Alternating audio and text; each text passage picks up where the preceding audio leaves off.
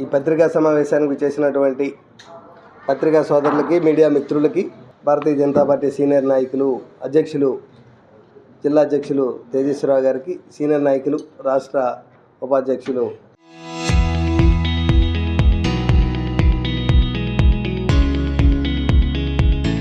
పైడి వేణుగోపాల్ గారికి, అలాగే పూర్వోపాధ్యక్షులు రవిబాబుజీ గారికి, జనరల్ సెక్రటరీ సూర్యనాయుడు గారికి, సోదరుడు మదన్కి, జనరల్ సెక్రటరీ చింటి పాపారావు గారికి, సీనియర్ లీడర్ సింహాచలం గారికి నా హృదయపూర్వక నమస్కారాలు. మనందరికీ తెలుసు, ఈ నెల 1వ తేదీన ఆదివారం అయినప్పటికీ కూడా ఆనవాయితీ ప్రకారం ఫిబ్రవరి 1నే యూనియన్ బడ్జెట్ ప్రవేశపెట్టాలన్న పద్ధతి. ఆదివారం అయినప్పటికీ కూడా చిత్తశుద్ధితో ఆదివారం అయినా పార్లమెంట్ నిర్వహించి నిర్మలా సీతారామన్ గారు బడ్జెట్ని ప్రవేశపెట్టడం జరిగింది. గౌరవ ప్రధానమంత్రి నరేంద్ర మోడీ గారి ఆధ్వర్యంలో గౌరవ కేంద్ర ఆర్థిక శాఖ మంత్రి నిర్మలా సీతారామన్ గారు తన బడ్జెట్లో పెట్టిన విషయాలు మన ఆంధ్రప్రదేశ్కి ఆ బడ్జెట్ ద్వారా, కేంద్ర బడ్జెట్ ద్వారా ఏ విధంగా ఉపయోగపడుతుందన్న విషయాలు ఈరోజు మీ ముందు ఉంచదలుచుకున్నాం. ప్రపంచవ్యాప్తంగా మీ అందరికీ తెలుసు, ప్రపంచవ్యాప్తంగా కొంత ఆర్థిక అనిశ్చిత కానివ్వండి, యుద్ధ వాతావరణాలు కానివ్వండి, వాణిజ్య ఒడుదుడుకులు కానివ్వండి జరుగుతున్నటువంటి సమయంలో మన కేంద్ర ఆర్థిక మంత్రి నిర్మలా సీతారామన్ గారు ఈ బడ్జెట్ని దేశ ఆర్థిక వ్యవస్థని, మన భారతదేశ ఆర్థిక వ్యవస్థని స్థిరంగా ఉంచాలని ఉద్దేశంతో ఒక ప్రణాళికాబద్ధంగా భవిష్యత్ అవసరాలకు అనుగుణంగా సంస్కరణలు, పెట్టుబడులు చేస్తూ అదే సమయంలో ఉపాధి అవకాశాలను కూడా పెంచే విధంగా ఒక పూర్తి స్థాయి ప్రగతిశీల బడ్జెట్ని ప్రవేశపెట్టారని చెప్పవచ్చు. సుమారు 53.47 లక్షల కోట్ల రూపాయలతో ఈ బడ్జెట్ని ప్రవేశపెట్టడం జరిగింది.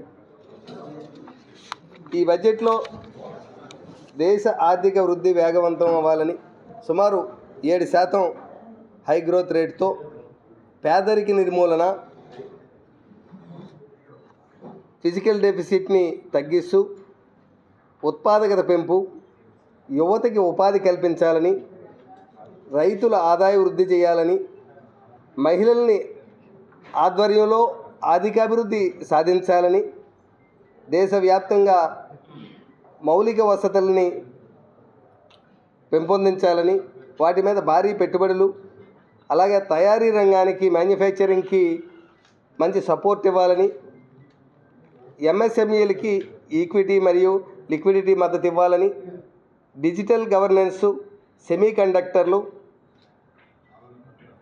ఆర్టిఫిషియల్ ఇంటెలిజెన్స్, బయోఫార్మా వంటి అనేక ఆధునిక రంగాలకు ప్రోత్సాహం కల్పిస్తూ మన భారతదేశాన్ని వికసిత్ భారత్ 2047 వైపు నడిపించే దిశగా ఈ బడ్జెట్ని ప్రవేశపెట్టడం జరిగింది.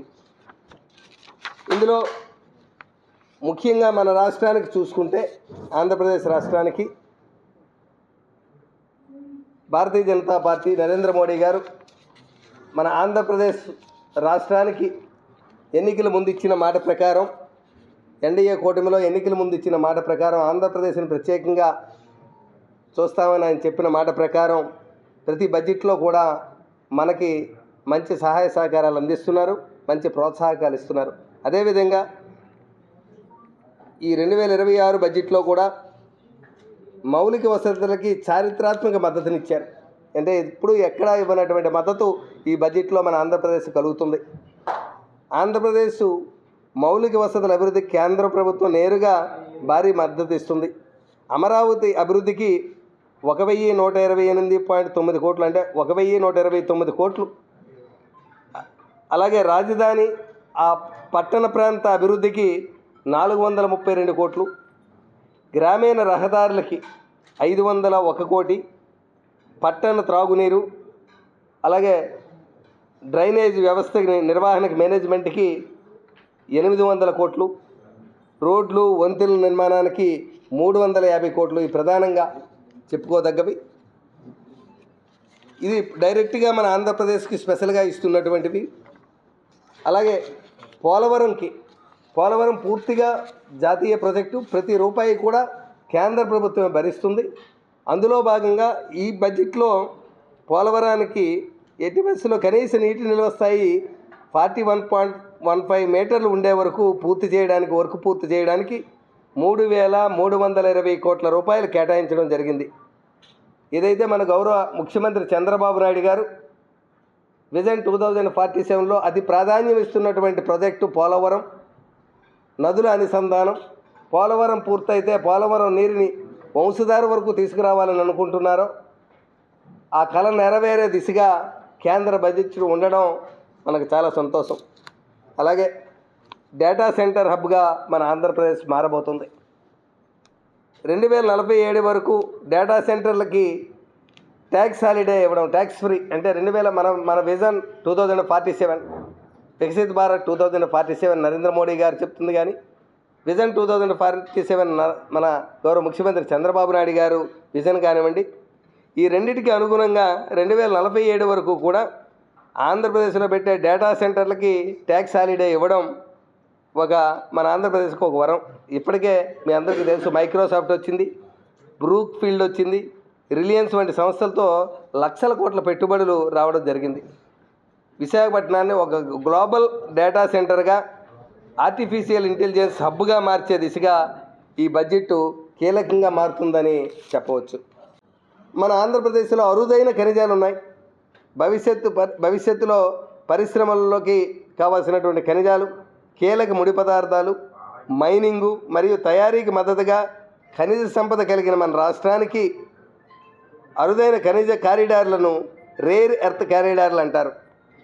కేంద్ర ప్రభుత్వం ఆమోదించింది. ఇది ఉన్నత స్థాయి దీనిలో పెట్టుబడుల వల్ల మనకు ఉన్నత స్థాయి పారిశ్రామిక ఉద్యోగాలు కానీ, లేదా రాష్ట్రానికి దేశ అభివృద్ధిలోనే కీలక భాగస్వామిగా కానీ మలిచే అవకాశం, కొత్త పరిశ్రమలు రావడం, హైటెక్ ఉద్యోగాలు కూడా వచ్చే అవకాశం మనకి రేర్ ఎర్త్ కారిడార్ల వల్ల కలిగింది. అలాగే ఆంధ్రప్రదేశ్ చెందినటువంటి కొబ్బరి, కోకో మరియు జీడి మామిడి, ఈ మూడు కూడా మన శ్రీకాకుళం కూడా ముఖ్యంగా ఉపయోగపడేవి. ఉద్దానం కొబ్బరి కానివ్వండి, కోకో పంటలు కానివ్వండి, అలాగే జీడి మామిడి కూడా మన జిల్లాలో ఎక్కువగా ఉన్నటువంటి ప్రాంతం. ఈ పంటలు 2030 నాటికి అంతర్జాతీయ బ్రాండ్ తీసుకురావాలన్నది మన కేంద్ర ప్రభుత్వ ఆలోచన. దీనివల్ల మనకి ఈ కొబ్బరి చెట్లు కానివ్వండి, ఇటువంటి ఉన్న పాత చెట్లు ఏవైతే ఉన్నాయో వాటి స్థానంలో రైతులకి ఫ్రీగా కొత్త చెట్లు నాటు వేసి ఇచ్చే బాధ్యత కేంద్ర ప్రభుత్వానిది. దానివల్ల రైతులకి ఖర్చులు తగ్గి మళ్ళీ కొత్త ఆదాయం మనకి వృద్ధి చెందుతుంది. రైతులకి ఇది పూర్తి సపోర్ట్ అని గట్టిగా చెప్పొచ్చు. ఈ ఒక పునర్జీవం రైతుకి అందరికీ కూడా. మన రైతులకి ప్రపంచ మార్కెట్లో కూడా ఆధిపత్యం వహించేటువంటి అవకాశం మనకి ఈ బడ్జెట్ కల్పించింది. అదే సమయంలో పర్యాటక రంగం, అరకు లోయలోని పర్యావరణ హితమైనటువంటి ట్రెక్కింగ్ ట్రైల్స్ కానీ, మరియు పులికాట్ సరస్సు వద్ద పక్షుల పరిశీలన వంటి ప్రత్యేక కార్యక్రమాలతో ఆంధ్రప్రదేశ్ ప్రకృతి ఆధారిత ప్రయాణాలకి ఒక ప్రపంచ స్థాయి గమ్యస్థానంగా మారబోతుంది. టూరిజంలో ఎక్కువ పాత్ర మన ఆంధ్రప్రదేశ్ది. ఇక్కడ ఉన్నటువంటి సూర్య దేవాలయం దగ్గర కానివ్వండి, ఉద్దానం నుంచి కానివ్వండి, మనకి 750 కిలోమీటర్ల బీచ్ రోడ్ కానివ్వండి, మనకి ఇవన్నీ కూడా విశాఖపట్నం కానివ్వండి, అరకు, ఇటువంటి ప్రాంతాలన్నీ కూడా మనకి టూరిజంగా ఇంకా అభివృద్ధిలోకి వచ్చే అవకాశం ఉంది. అలాగే integrated east Coast industrial corridor ద్వారా ఆంధ్రప్రదేశ్తో సహా పూర్వోదయ రాష్ట్రాల్లో 5 ఐకానిక్ పర్యాటక ప్రాంతాలను అభివృద్ధి చేస్తారు. ఈ 5లో మన ఆంధ్రప్రదేశ్ ఒకటి. ప్రాంతీయ రవాణా సౌకర్యాన్ని మెరుగుపరచడానికి కానీ మన రాష్ట్రానికి 4,000 ఎలక్ట్రికల్ బస్సుల్ని కేంద్ర ప్రభుత్వం ఇవ్వడం జరుగుతుంది. ఇది ఎప్పుడు ఎక్కడ జరిగినటువంటి పరిస్థితి ఈరోజు మన ఆంధ్రప్రదేశ్కి ఈ ఈస్ట్ కోస్ట్ ఇండస్ట్రియల్ కారిడార్ ద్వారా జరుగుతుంది. ఈ బడ్జెట్లో 3 వ్యూహాత్మకమైనటువంటి హై స్పీడ్ రైలు కారిడార్లను కూడా ప్రకటించారు మన ఆంధ్రప్రదేశ్కి. ఒకటి హైదరాబాద్ నుంచి బెంగళూరు, ఇది కర్నూలు మీదుగా అనంతపురం మీదుగా వెళ్తోంది. ఎక్కువ ప్రాంతం మన ఆంధ్రప్రదేశ్కే ఉపయోగపడుతుంది. అలాగే రెండోది హైదరాబాద్ నుంచి చెన్నై వెళ్ళే హైస్పీడ్ రైలు కూడా విజయవాడ నెల్లూరు మీదుగా వెళ్తుంది. అలాగే చెన్నై బెంగళూరు హైస్పీడ్ రైలు కూడా చిత్తూరు తిరుపతి మీదుగా, అంటే ఈ 3 ట్రైన్లు కూడా ఎక్కువ ప్రాంతం ఆంధ్రప్రదేశ్లోనే ప్రయాణిస్తాయి. ఇది మన ప్రయాణికులందరికీ కూడా చాలా సౌకర్యవంతమైనది, చాలా సమయం కూడా మనకి ఉపయోగపడుతుంది. ఇటువంటి హైస్పీడ్ రైళ్ళు మనకి రావడం చాలా సంతోషం అని చెప్పి ఈ సందర్భంగా తెలియజేస్తున్నాను. 14.87 లక్షల కోట్ల లక్పతి దీదీలతో దేశంలోనే అగ్రగామిగా ఉన్నటువంటి ఆంధ్రప్రదేశ్ ఇకపై కమ్యూనిటీ యాజమాన్యంలో కూడా సెల్ఫ్ హెల్ప్ ఎంటర్ప్రెన్యూర్స్ మాడ్స్ ద్వారా మరింత ప్రయోజనం పొందుతుంది. ఇది మన గ్రామీణ మహిళలకు కేవలం మైక్రో క్రెడిట్ రుణాలకే పరిమితం కాకుండా పూర్తి స్థాయి వ్యాపారాలని యాజమానులుగా ఎదగడానికి తోడ్పడుతుంది. మన గౌరవ ముఖ్యమంత్రి గారు ప్రతి రోజు కూడా చెప్తూ ఉంటారు, మహిళలను ఆర్థిక సమృద్ధి సాధించాలి, మహిళల్ని ఎంటర్ప్రెన్యూర్గా తీర్చిదిద్దాలి అని. దానికి ఈరోజు మన ఈ కేంద్ర బడ్జెట్ పూర్తి సహాయ సహకారాలు అందిస్తుంది ఉమెన్ ఎంటర్ప్రెన్యూర్షిప్ని చేయడానికి. అలాగే మనకి ఫిషరీస్కి మత్స్యకారులు ఇంతవరకు కూడా చాలా వెనుకబడి ఉన్నారని చెప్పొచ్చు. గౌరవ ప్రధానమంత్రి నరేంద్ర మోడీ గారు గత 12 సంవత్సరాలుగా ఆయన వచ్చిన తర్వాతే మత్స్యకారులందరికీ కూడా ఎంతో కొంత ఊరట కలిగింది. అందులో భాగంగా మళ్ళీ మత్స్యకారులకు ప్రత్యేకమైనటువంటి అవకాశం కల్పించింది ఈరోజు కేంద్ర బడ్జెట్. ఇదో గేమ్ చేంజర్గా ఫిషర్మెన్కి ఉంటుంది. భారత ప్రత్యేక ఆర్థిక జోన్లో లోతు సముద్ర మత్స్యకారాన్ని సుంకాల నుంచి మినహాయించింది. అంటే కొన్ని ప్రాంతాలకి ట్యాక్స్ వెసులుబాటు కల్పించింది. విదేశీ పోర్టుల్లో చేపల దిగుమతిని మన ఎగుమతులుగా గుర్తించాలంది. దీనివల్ల ఆంధ్రప్రదేశ్కి చెందినటువంటి మత్స్యకార నౌకల ఖర్చులు తగ్గి లాభాల బాటలు పెరుగుతాయి. అలాగే 500 జలాశయాల సమగ్ర అభివృద్ధి మరియు ఆధునీకరించిన తీర ప్రాంత మత్స్యకార వ్యవస్థల ద్వారా నిల్వలు కానివ్వండి, ప్రాసెసింగ్ యూనిట్లు కానివ్వండి, కోల్డ్ స్టోరేజ్లు కానివ్వండి, నేరుగా మార్కెట్కి చేరుకునే సదుపాయాలు మెరుగైన ఆంధ్రప్రదేశ్లో ఒక ప్రధాన మత్స్యకార కేంద్రంగా అభివృద్ధి చెందుతుంది. అందులో భాగంగా మనకి శ్రీకాకుళంలో ఇప్పటికే ఒక పోర్టు, బోలపేట పోర్టు తయారవుతుంది. అలాగే ఈ సంవత్సరంలో మనకి హెచ్ఎల్ నియోజకవర్గంలో ఉన్నటువంటి బుడగట్లపాలెంలో ఫిషింగ్ హార్బర్ కూడా తయారవుతుంది. తీర ప్రాంతం మనకి రాష్ట్రంలో తీర ప్రాంతం సుమారు 750 కిలోమీటర్ల తీర ప్రాంతం ఉన్నటువంటి రాష్ట్రం మత్స్యకారుల వలసల్ని నివారించి వారికి పూర్తిగా ఉపాధి కల్పనపై కొత్త ఉపాధి కల్పన వచ్చే విధంగా మన ఈ బడ్జెట్ ఉంది. వారికి కొత్త వ్యాపారాలు కూడా చేసుకునే అవకాశం మన యూనియన్ బడ్జెట్ కల్పించింది. క్రెడిట్ లింక్డ్ సబ్సిడీ పథకం మనకి బడ్జెట్ ప్రవేశపెట్టింది. ఈ పథకం అమలు ద్వారా రాష్ట్రంలోని డైరీ పౌల్ట్రీ రంగాలను ఆధునీకరణిస్తారు. మనకి ఈ 2 వ్యాపారాలకు కూడా మనకి ఇంకా ఎంకరేజ్ చేసే ఉద్దేశంతో మన ఆంధ్రప్రదేశ్ గుడ్లు ఉత్పత్తిలో జాతీయ స్థాయిలో మొదటి స్థానంలో ఉంది ఎగ్ ప్రొడక్షన్లో. అలాగే గొర్రెల ఉత్పత్తిలో 2వ స్థానంలో ఉన్న మన ఆంధ్రప్రదేశ్ ఈ నిర్ణయం మన ఆంధ్రప్రదేశ్కి రాష్ట్రంలోనే ఎగ్ కానివ్వండి, డైరీ కానీ, పౌల్ట్రీ రంగాల్లో ఒక నాయకత్వాన్ని, లీడర్షిప్ని క్రియేట్ చేస్తుంది. తప్పగా మంచి భవిష్యత్తు ఈ 2 రంగాలకి కూడా కేంద్ర ప్రభుత్వం మనకి ఇచ్చిందని చెప్పొచ్చు. చరిత్ర సృష్టించినోడు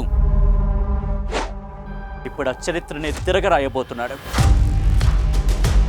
అబద్ధాల గోడల్ని బద్దలు కొట్టి నిజాలను రాగా మీ ముందుంచబోతున్నాడు.